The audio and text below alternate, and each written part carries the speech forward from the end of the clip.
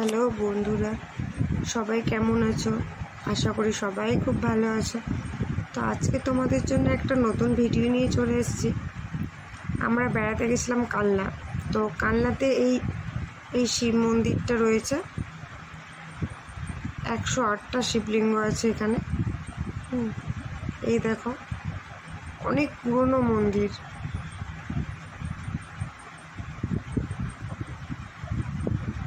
আর মন্দিরের কাজ, প্রত্যেকটা মন্দিরে খুব সুন্দর কাজ করা আছে।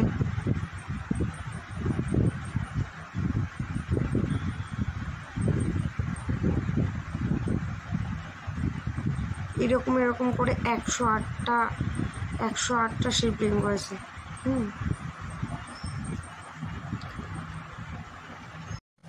দেখো, প্রত্যেকটা এরকমভাবে প্রত্যেকটা মন্দিরেই একটা করে শিবলিঙ্গ আছে, একই রকমভাবে। আর পুরো গোলভাবে চলে গেছে।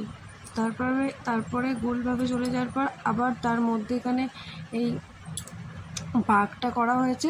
তারপরে আবার মধ্যেখানে মন্দির করা হয়েছে। আর প্রত্যেকটা মন্দিরের মাথার উপর দেখো কিছু চক্র বা ত্রিশূল এরকম কিছু আছে। দেখো, এই দেখো প্রত্যেকটা।